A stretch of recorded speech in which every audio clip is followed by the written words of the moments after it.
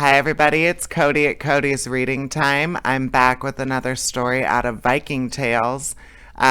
This one's called The Sea Fight. And if you could take a moment to subscribe to my channel, I would greatly appreciate it.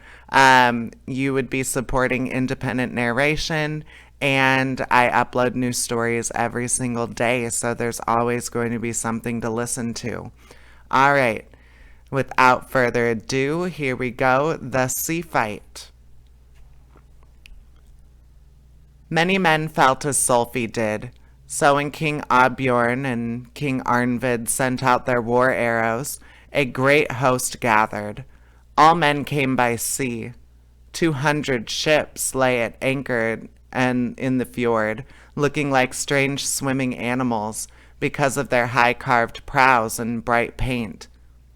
There were red and gold dragons with long necks and curved tails. Seahorses reared out of the water. Green and gold snakes coiled up. Seahawks sat with spread wings ready to fly. And among all these curved necks stood up the tall, straight masts with long yarn arms swinging across them, holding up the looped sails. When the starting horn blew and their sails were let down, it was like the spreading of hundreds of curious flags. Some were striped black and yellow or blue and gold.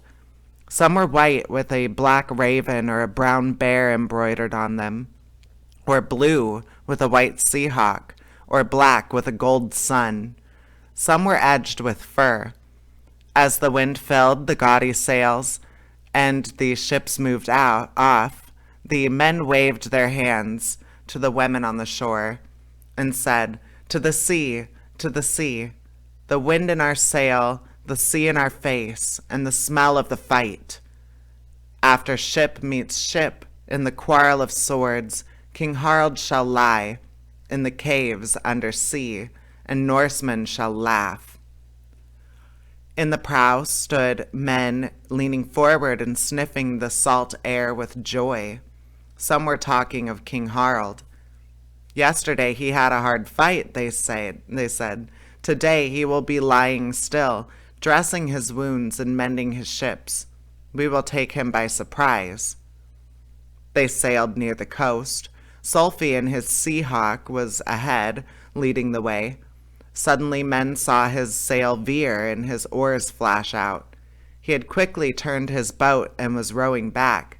He came close to King Arnvid and said, "He is there, ahead. His boats are ready in line of battle. The fox has not been asleep." King Arnvid blew his horn. Slowly his boats came into line with his sea stag in the middle. Again he blew his horn. Cables were thrown across from one prow to the next, and all the ships were tied together so that their sides touched. Then the men set their sails again, and they went past a tongue of land into a broad fjord. There lay the long line of King Harald's ships, with their fierce heads grinning and mocking at the newcomers. Back of those prows was what looked like a long wall with spots of green and red and blue and yellow and shining gold. It was the locked shields of the men in the bows, and over every shield looked fierce blue eyes. Higher up and farther back was another wall of shields, for on the half-deck in the stern of every ship stood the captain with his shield guard of a dozen men. Arnvid's people had furled their sails and were taking down the masts, but the ships were still drifting on with the wind. The horn blew, and quickly every man sprang to his place in bow and stern. All were leaning forward with clenched teeth and widespread nostrils. They were clutching their naked swords in their hands, their flashing eyes looking out over their shields. Soon, King Arnvid's ships crashed into Harald's line, and immediately the men in the bows began to swing their swords at one another. The soldiers of the shield guard on the high decks began to throw darts and stones, and to shoot arrows into the ships opposite them. So in every ship, showers of stones and arrows were falling, and many men died under them or got broken arms or legs. Spears were hurled from deck to deck, and many of them bit deep into men's bodies. In every bow, men slashed and their swords with their swords at the foes in the opposite ship. Some jumped up the gunwale to get nearer or hung from the prowhead. Some even leapt into the enemy's boat. King Harald's ship lay prow to prow with King Arnvid's. The battle had been going on for an hour. King Harald was still in the stern of the deck. There was a dent in his helmet where a great stone had struck. There was a gash in his shoulder where a spear had cut. But he was still fighting and laughed as he worked. "Wolf meets wolf today," he said, "but things are going badly in the prow," he cried. Ivar has fallen, Thornstein wounded. A dozen men lying in the bottom of the boat. He leapt down from the deck and ran across the gunwale, shouting as he went, "Harald and victory!" So he came to the bow and stood swinging his sword as fast as he breathed. Every time it hit a man of Arnvid's men, Harald's own warriors cheered, seeing him. "Harald and victory," they shouted, and went to work again with good heart. Slowly King Arnvid's men fell back before Harald's biting sword. Harald's men threw a great hook into that boat and pulled it alongside and still pushed King Arnvid's people back. "Come on, follow me," cried Harald. Then he jumped into King Arnvid's boat, and his warriors followed him. "He comes like a mad wolf," King Arnvid's men said, and they turned and ran back toward below the deck.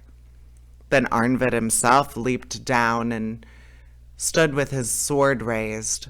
"Can this young shockhead make cowards of you all?" he cried. But Harald's sword struck him, and he fell dead. Then a big bloody Viking of King Arnvid leapt upon the edge of the ship, and stood there.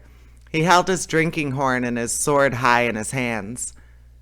"Ran, and not you, shockhead, shall have them, and me," he cried, and leapt laughing into the water and was drowned. Many other warriors chose the same death on that terrible day. All along the line of boats, men fought for hours. In some places the cables had been cut, and the boats had drifted apart. Ships lay scattered about 2 by 2, fighting.